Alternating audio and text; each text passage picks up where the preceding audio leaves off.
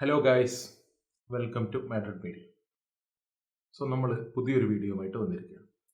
ഇന്നത്തെ വീഡിയോയിൽ ഞാൻ പറയാൻ ഉദ്ദേശിക്കുന്നത് എന്താണെന്ന് വെച്ച് കഴിഞ്ഞാൽ I am actually really concerned about next season. ഒരു പ്രോബ്ലമായിട്ട് എനിക്ക് തോന്നുന്നത് എന്താണെന്ന് നമുക്കറിയാം, എല്ലാ ഫാൻസും എംബാപ്പെ സൈനിങ് വന്നു, എൻട്രിക് സൈനിങ് വന്നു, വളരെ എക്സൈറ്റഡ് ആണ്. പക്ഷെ എനിക്ക് തോന്നിയൊരു സംഭവം എന്താണെന്ന് പറഞ്ഞാൽ നമ്മുടെ സ്ക്വാഡ് ഭയങ്കര അൺബാലൻസ്ഡ് ആണ്. ഒബ്വിയസ്ലി നമുക്കറിയാം, നമുക്കൊരു നല്ലൊരു സെൻറ്റർ ബാക്കിനെ കൊണ്ടുവരാൻ വേണ്ടി പറ്റിയിട്ടില്ല. ഈ സെൻറ്റർ ബാക്കിനെ കൊണ്ടുവരാൻ പറ്റാത്തതുകൊണ്ട് തന്നെ നമ്മുടെ ഡിഫെൻസീവ് ഇഷ്യൂസ് ഭയങ്കരമായിട്ട് പ്രൊജക്റ്റ് ചെയ്യപ്പെടുന്നുണ്ട്. ഇപ്പോൾ നമുക്ക് ആകെയുള്ള ടോപ്പ് ക്വാളിറ്റി 3 സെൻറ്റർ ബാക്സ് എന്ന് പറയുന്നത് ഒന്ന് ഡേവിഡ് അലബയാണ്, പിന്നെ മിലിറ്റാവോ ആണ്, പിന്നെ റൂഡിഗറാണ്. ഇതിൽ തന്നെ അലബ നെക്സ്റ്റ് സീസണിൻ്റെ പകുതിയോളം ഇഞ്ചോർഡായിരിക്കും. പ്രോബബ്ലി നെക്സ്റ്റ് സീസൺ വരെ മൊത്തം അൺഅവൈലബിൾ ആവാനുള്ള സാധ്യത വരെ ഉണ്ടെന്ന് പല റിപ്പോർട്ടുകളും പറയുന്നത്.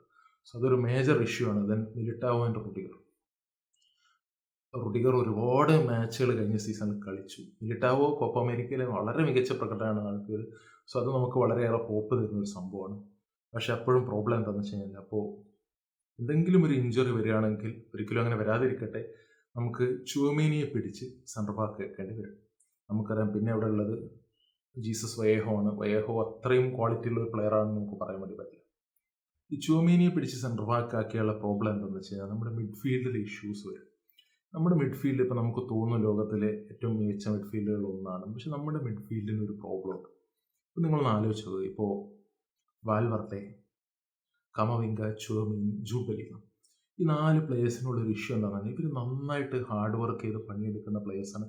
നല്ല ബോൾ ക്യാരിയിങ് എബിലിറ്റി ഉണ്ട്. പക്ഷേ ഇവരുടെ പാസിംഗ് റേഞ്ച് വളരെ ശോകമാണ്. അതായത് ക്രിയേറ്റിവിറ്റി എന്താ പറയുക, ഒരു ക്രൂസ് മോഡ്രിച്ച് ലെവലിലേക്ക് കമ്പയർ ചെയ്യുന്ന സമയത്ത് കുറവാണ്. ഇത് നമ്മളെ കാര്യമായിട്ട് നെക്സ്റ്റ് സീസണിൽ എഫക്റ്റ് ചെയ്യാനുള്ള ഒരു പോസിബിലിറ്റി ഉണ്ട്. നമുക്കറിയാം, ക്രൂസ് മോഡ്രിച്ചൊക്കെ അവർ ആ ഒരു പാസുകളിലൂടെ എൻ്റയർ ഡിഫൻസസ് അൺലോക്ക് ചെയ്യുന്നത് നമ്മൾ കണ്ടിട്ടുണ്ട്.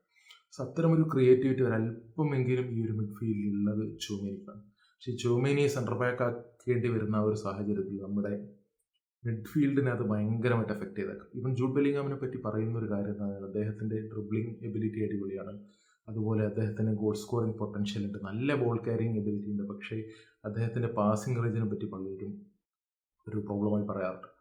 പിന്നെ നമുക്ക് ചെയ്യാവുന്ന ഒരു കാര്യം എന്ന് പറഞ്ഞാൽ അർഡാ ഗുലേറിനെ മിഡ്ഫീൽഡിലേക്ക് കൊണ്ടുവരിക എന്നുള്ളതാണ്. അർഡാ ഗുലേർ ഒരു പരിധിവരെ ഈ ക്രൂസും മോഡ്രിച്ചൊക്കെ ചെയ്യുന്ന രീതിയിൽ ലൈൻ ബ്രേക്കിംഗ് പാസസ് കളിക്കാൻ എബിലിറ്റി ഉള്ള ഒരു പ്ലെയറാണ്. ഫെഡെ വാൽവർഡെയൊക്കെ ആ ഒരു രീതിയിലുള്ള കഴിവുള്ള പ്ലെയറാണ്. പക്ഷേ അതൊരു എലൈറ്റ് ലെവലിലേക്ക് വെച്ച് നോക്കുമ്പോൾ നമുക്ക് ആ ഒരു ക്രൂസ് മോഡ്രിച്ച് എറയിൽ നിന്ന് വളരെ വലിയൊരു ഡിപ്പാണ് ഉണ്ടായിട്ടുള്ളത്. ഇനി നമ്മുടെ അറ്റാക്ക് എടുത്തു കഴിഞ്ഞാൽ നമുക്ക് നോക്കാം, ഇപ്പോൾ Rodrigo goes, Vinicius junior, Kylian Mbappe, അതുപോലെ ജൂഡ് ബെല്ലിംഗം, ഇവരെല്ലാവരും തന്നെ ഒരു ലെഫ്റ്റ് ഓറിയൻറ്റഡ് പ്ലേയേഴ്സാണ്. ശരിക്കും പറഞ്ഞാൽ നമുക്ക് ലെഫ്റ്റ് സൈഡിൽ ഓവർലോഡ് ക്രിയേറ്റ് ചെയ്യാൻ വളരെ എളുപ്പമായിരിക്കും. പക്ഷേ നമ്മുടെ റൈറ്റ് സൈഡ് വളരെ അൺബാലൻസ്ഡ് ആണ് എന്നുള്ളതാണ് യാത്ര. ഒന്നുകിൽ നമുക്ക് അവിടെ ഫെഡെ വാൽവർഡെ കളിപ്പിക്കേണ്ടി വരും. അപ്പോൾ നമ്മുടെ മിഡ്ഫീൽഡിന് അതൊരു ഡ്രോബാക്കായി മാറാൻ ചാൻസ് ഉണ്ട്. അല്ലെങ്കിൽ പിന്നീടുള്ള പ്ലെയർ എന്നുള്ള റോഡ്രിഗോ ആണ്. പക്ഷേ ഈ റോഡ്രിഗോ ഗോസിൻ്റെ കാര്യം, അദ്ദേഹം റൈറ്റ് വിങ്ങിൽ അത്രത്തോളം തിളങ്ങുന്നില്ല. എനിക്ക് തോന്നുന്നു റോഡ്രിഗോയെ ഒരു അറ്റാക്കിംഗ് മിഡ്ഫീൽഡ് റോളിൽ കളിപ്പിക്കുകയാണ് നല്ലത്. കാരണം അദ്ദേഹത്തിന് നമുക്കറിയാം, ഒരു ലയണൽ മെസ്സിയൊക്കെ പോലെ എന്താ പറയുക, വളരെ ടൈറ്റ് സ്പേസിൽ ചില സമയത്ത് നമ്മൾ അദ്ദേഹത്തിന് ചില ഹൈലൈറ്റ്സ് ഒക്കെ കണ്ടു കഴിഞ്ഞാൽ നമ്മളിങ്ങനെ ഇതെന്താണൊരു എന്താ പറയുക, റൊണാൾഡിനോ ഒക്കെ മൂവ് ചെയ്യുന്ന പോലെ ഇങ്ങനെ ബോളിങ്ങിന് അദ്ദേഹത്തിന് കാലിൽ ഒട്ടിപ്പിടിച്ച പോലെയുള്ള അദ്ദേഹത്തിൻ്റെ ചില സമയത്ത് മൂവ്മെൻറ്റ്സ് വളരെ ബ്യൂട്ടിഫുൾ ആണ്. അപ്പോൾ എനിക്ക് തോന്നുന്നു അദ്ദേഹത്തിനൊരു അറ്റാക്കിംഗ് മിഡ്ഫീൽഡർ അല്ലെങ്കിൽ ആ ഒരു സെൻറ്റർ ഓഫ് ദ പിച്ചിൽ ടൈറ്റ് സ്പേസസിൽ കളിപ്പിക്കുന്നതായിരിക്കും നല്ലതെന്ന് തോന്നുന്നു. റൈറ്റ് വിങ്ങിൽ വരുമ്പോൾ പലപ്പോഴും അദ്ദേഹത്തിൻ്റെ ആ ഒരു നാച്ചുറൽ എബിലിറ്റി നമുക്ക് കാണാൻ വേണ്ടി പറ്റുന്നില്ല. പിന്നെ നമുക്ക് റൈറ്റ് വിങ്ങിൽ കളിപ്പിക്കാൻ പറ്റുന്ന പ്ലേയേഴ്സ് എന്ന് പറഞ്ഞാൽ അർഡാ ഗുലേറും റഹീം ഡിയാസുമാണ്. പക്ഷേ അവർക്ക് എത്രത്തോളം ചാൻസ് ആഞ്ചലോട്ടി കൊടുക്കുമെന്നറിയില്ല. ഒബ്വിയസ്ലി റോഡ്രിഗോ ഒരു മച്ച് മോർ ഇമ്പോർട്ടൻറ്റ് പ്ലെയറാണ് റയൽ മാഡ്രിഡിനെ സംബന്ധിച്ചിടത്തോളം. അപ്പോൾ അദ്ദേഹത്തിൻ്റെ കാലിബർ, അത് മാത്രമല്ല അദ്ദേഹത്തിന് ഒരുപാട് ബിറ്റ്സ് വരുന്നുണ്ട്, അദ്ദേഹത്തിന് സ്വന്തമാക്കാൻ വേണ്ടി ഒരുപാട് ടീമുകൾ വരുന്നുണ്ട്. സ്വാഭാവികമായും റയൽ മാഡ്രിഡ് റോഡ്രിഗോയെ ഫസ്റ്റ് ടീമിൽ ഉൾപ്പെടുത്താൻ നിർബന്ധിതമാവാൻ ചാൻസ് ഉണ്ട്. അങ്ങനെ മൊത്തത്തിൽ നോക്കുകയാണെങ്കിൽ നമുക്കൊരു റൈറ്റ് സൈഡിൽ ഒരു ഇംബാലൻസ് ഉണ്ട്, മിഡ്ഫീൽഡിൽ ഒരു ക്രിയേറ്റിവിറ്റിയുടെ പ്രോബ്ലം ഉണ്ട്, അതുപോലെ സെൻറ്റർ ബാക്ക് സൈനിങ് നമുക്ക് എത്രയും പെട്ടെന്ന് കൂടിയേ പറ്റുള്ളൂ. ഒരുപാട് ഫാൻസ് മത്തിയാസ് ഡി ലിറ്റിനെ റയൽ മാഡ്രിഡ് കൊണ്ടുവരുന്നതൊക്കെ പ്രതീക്ഷിച്ചിരുന്നു. ആ ഒരു കാര്യത്തിൽ ഇനിയും ഒരു തീരുമാനം ഉണ്ടായിട്ടില്ല. മാത്രമല്ല, ഈ ഒരു ഫിലിപ്പ് ലൈൻഹാർട്ട് എന്ന് പറയുന്ന പ്ലെയർ, ഓസ്ട്രിയൻ പ്ലെയർ, ഫ്രൈബർഗിന് വേണ്ടി കളിക്കുന്ന അദ്ദേഹം ഒരു ഫോർമർ റയൽ മാഡ്രിഡ് അക്കാഡമി പ്ലെയറാണ്. അദ്ദേഹത്തിനെങ്കിലും കൊണ്ടുവരണം, അറ്റ്ലീസ്റ്റ് ഒരു ബാക്കപ്പ് ആയിട്ട് എന്നുള്ളതാണ് എല്ലാ ഫാൻസും ആഗ്രഹിക്കുന്നത്. ഇപ്പോഴത്തെ റയൽ മാഡ്രിഡിൻ്റെ ഒരു പ്രോബ്ലം എന്താണെന്ന് വെച്ച് കഴിഞ്ഞാൽ, റയൽ മാഡ്രിഡ് അതിൻ്റെ സ്റ്റാർട്ടിംഗ് സെൻറ്റർ ബാക്സായി കാണുന്നത് മിലിറ്റാവോയും അതുപോലെ റുഡിഗറിനെയുമാണ്.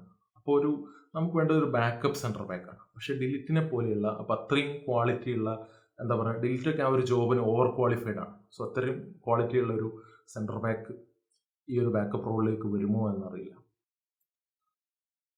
സോ ഇത്തരം കാര്യങ്ങൾ കൊണ്ട് തന്നെ ഞാൻ വളരെ കൺസേൺഡ് ആണ്. അതുമാത്രമല്ല, നമുക്കറിയാം യൂറോ ജയിച്ച സ്പാനിഷ് ടീമിൽ റയൽ മാഡ്രിഡിൻ്റെ പ്ലെയേഴ്സ് വളരെ കുറവായിരുന്നു.